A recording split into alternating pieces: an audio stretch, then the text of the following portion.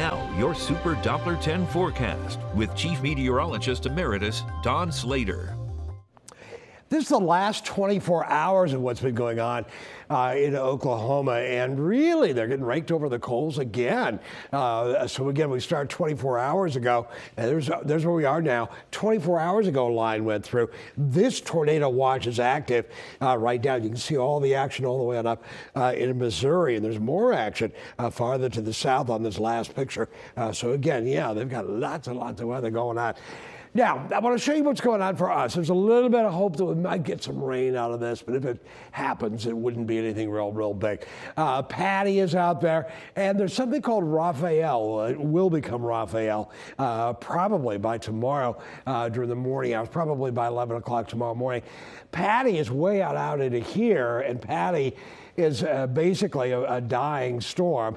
It is subtropical storm Patty, 45-mile-an-hour winds moving eastward towards Spain and Portugal and Spain. The other one, though, is 35-mile-an-hour winds, gusts of 45, and that is potential tropical cyclone 18. Which is very likely to become Raphael coming up by tomorrow. So again, 35-mile-an-hour winds right now, 40, 45, 60, 80. So it'll be a Category 1 storm if it goes past 75, and it's likely to do that as it moves basically just to the west of Jamaica and then on up into western Cuba. This track is a little bit farther west than the earlier ones, the earlier run that we had this afternoon. And there's where things are by Thursday and on into Friday. It's dying off just a bit by Friday, but look at how wide this cone is because the forecast models just don't have a handle on where this thing is going. You'll note that by Thursday and Friday, it's just it's kind of going everywhere, which way.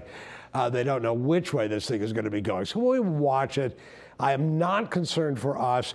I think it'd be great if we get some of it, if it hit the Gulf Coast in a weakened form. It's likely to be much weaker than anything we've seen, certainly Helene or Milton. And if it does hit the Gulf Coast, it would be weaker, and it might provide some rainfall for our part of the world. There's where things are with this storm. By Tuesday evening at 7, it's about to move ashore toward Cuba. There's where things are by Wednesday afternoon at 1. It's just to the west of Key West. Now, we're going to take the longer range forecast model and show you that it's pretty close to the same in terms of Wednesday at 1 o'clock in the afternoon.